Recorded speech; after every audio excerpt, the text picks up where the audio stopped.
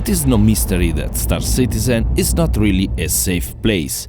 Outside any armistice zone, anything can happen, so the ability to go unnoticed is something not to underestimate. And that's where this beautiful ship comes in handy.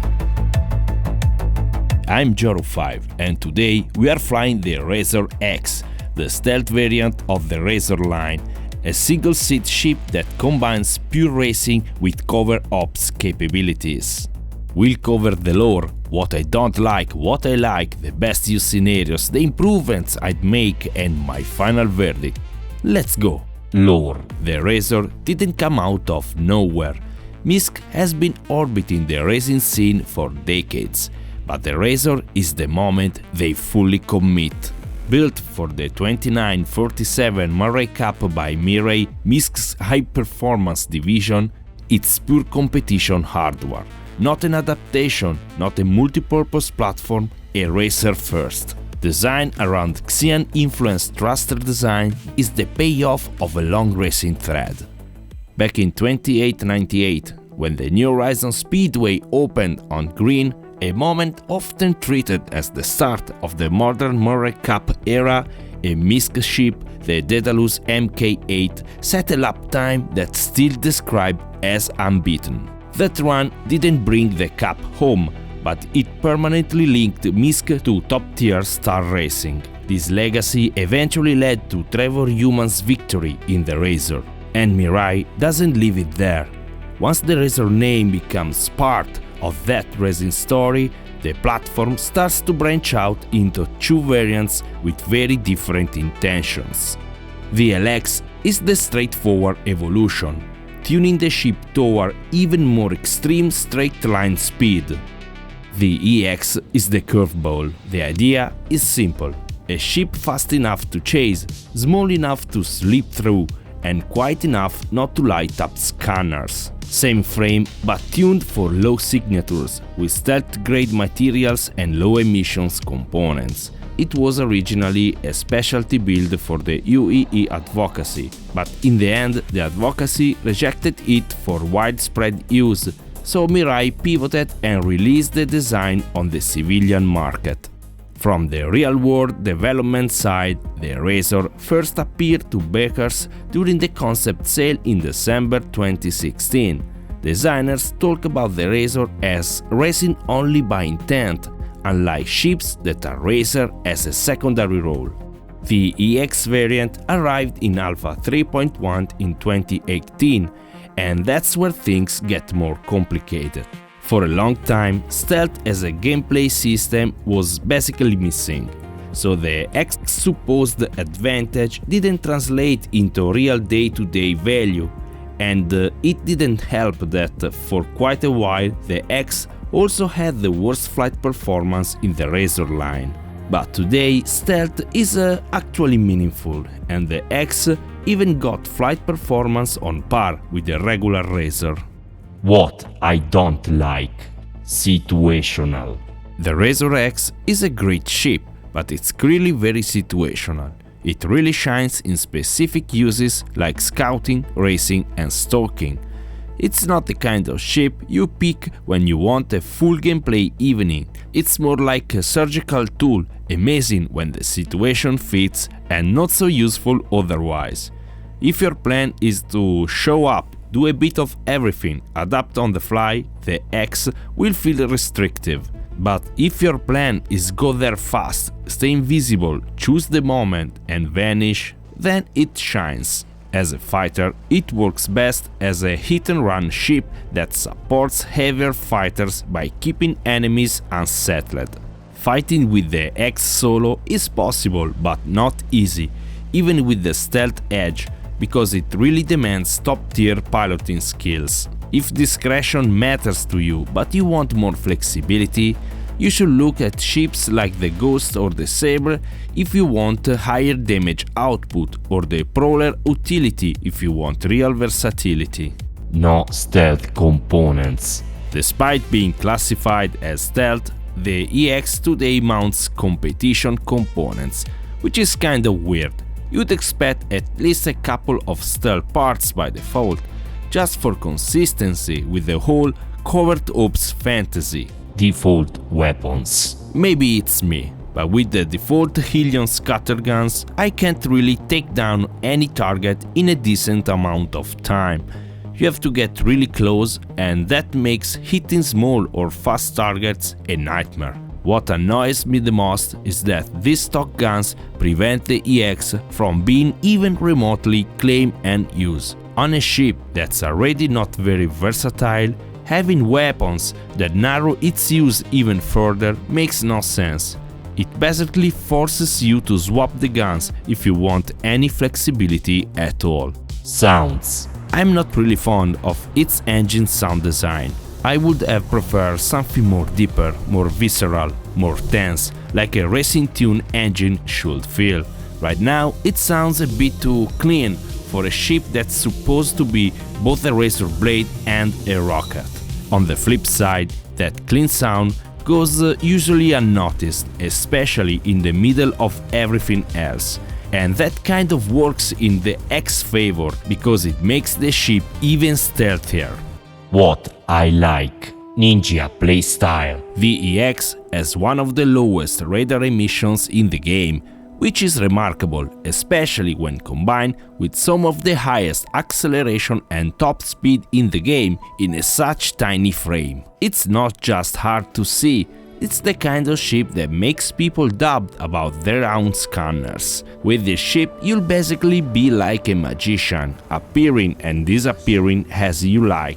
If you are the kind of player who enjoys stalking others and messing with them, the Razor EX is a natural fit. It lets you shadow a target quietly, stay just outside their awareness, and wait for the one moment where they relax and make a mistake. You can keep pressure without committing, show up and disappear on your terms, and make people second guess every approach and every stop. And when you finally decide to act, the entry feels like a ghost. So okay, stealth is cool, right? Yeah, right. But don't be a stealth viewer. Drop a like and subscribe. If you want to support the channel directly, coffee link below. And if you are making a new account, use my referral code on screen to start with extra cash. Maneuverable. Despite being so fast and agile, it's surprisingly easy to maneuver. It feels predictable and smooth, with no sudden unwanted spikes in acceleration. You always feel in control, which makes it way more relaxing to fly than you would expect from a ship of this kind. Good looking. If you love Wipeout as I do, you probably have already recognized a strong resemblance to the anti-grav racers. As a huge Wipeout fan, this ship always charms me. In-game price. Costing 1.7 million, the EX is surprisingly affordable for a ship that was supposedly designed for advocacy agents. At this price, I'd call it a must-have for any player, because even if you don't use every day, when you need discretion and speed, nothing else really replaces it. Size. The Razor AX is a size 1 hangar ship, which means you can claim it from pretty much any outdoor vehicle terminal. That alone makes it convenient. You can spawn it almost anywhere and just go. And it's also tiny, so tiny in fact that you can carry it inside a lot of bigger ships. Cockpit. I think the Razor's cockpit is almost perfect. It feels elegant and aggressive at the same time, compact but still informative, snug and embracing without feeling cramped, and with visibility that's genuinely good. Power management. One small thing I really like is that you can basically max power to all systems without thinking. Best use scenarios. The Razor X, it's a tool. When you use it like a tool, it becomes really good. Here are the best uses I found, in no particular order. First, touring. Sometimes the best experience in Star Citizen is just flying far away and being left alone. The EX is amazing for that. Second, stealth feature. Hot area, quick objective, backpack loot. You slip in, Park the ship out of sight, grab the thing and leave without commitment. Third, patroller. It's perfect for watching an area and feeding information to your team. You orbit the zone, check the approaches, identify what's coming in, and you shadow the contact just enough to understand intention and direction. Then you report so your group has time to react. Fourth, fight support. Not as a main fighter, but as a disruptor. Quick hit-and-run passes, weird angles, constant pressure. You don't need to win the fight alone, you just need to make the enemy uncomfortable. And because you are harder to pick up, you can also be great at draining missiles reserves. Fifth, stalker and bounty hunting. This is where the EX gets borderline unfair. It's stealthy, hard to see, hard to hear. You can shadow targets and wait for the tiny window when they are distracted, landing, refueling, loading cargo, or just feeling safe. And honestly, it fits the ship's roots too. It was built for the UEE advocacy work, so this quiet pursuit, pick the moment strike vibe is basically the point. Sixth, racing. Racing is still part of its DNA, but I don't see it as a pure racing choice in the long term. I'm fairly certain that its flight performance will be reduced at some point in the future. Whatever role you pick, stealth components are basically mandatory. I said it already, but it's worth repeating here because it changes the ship. The EX is stealthy out of the box, but it's weirdly equipped with competition parts right now. Swap in stealth components of any class and it goes from ninja to full Tenchu. Your emissions drop hard and suddenly you are not just hard to find, you basically stop existing.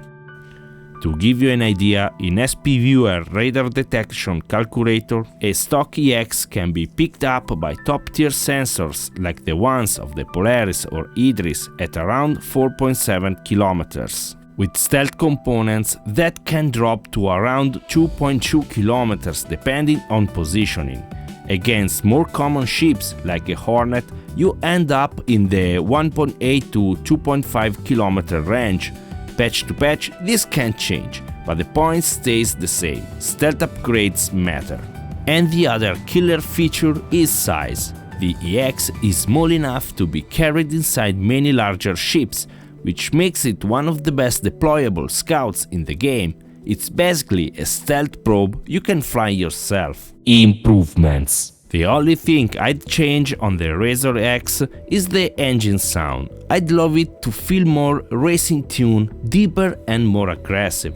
The tricky part is that right now the EX is actually harder to hear than average, and that helps the stealth side of the ship. A louder, more visceral sound could work against that. Still, I can't help it. I'd love a meaner, more aggressive tone coming out those Xi'an-inspired engines. Verdict. The Razor EX is an honest ship that trades versatility for identity, and that identity is strong. When you fly it, you are not trying to win a brawl. You are trying to control the moment. You are fast, light, slippery, and just a little bit disrespectful to anyone who thinks they are in charge of the encounter. It's easy to overlook this ship and ignore stealth mechanics altogether and still play Star Citizen just fine.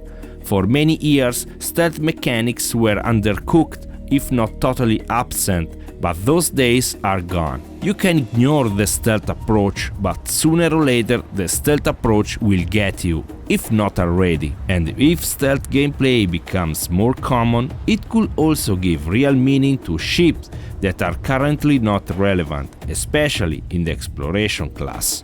If exploration ships are tuned to be the counterplay with stronger sensors that can spot stealth threats earlier and reduce the effectiveness of stealth scouting, the whole game's benefits. So, coming back to the EX, my take is this. Considering the in-game price, the quality of the ship, the fact it's basically bug-free, and the unmatched stealth capabilities, I consider the Razor EX a must-have for any player. Not because you'll fly it every day, but because it's a fundamental gameplay tool.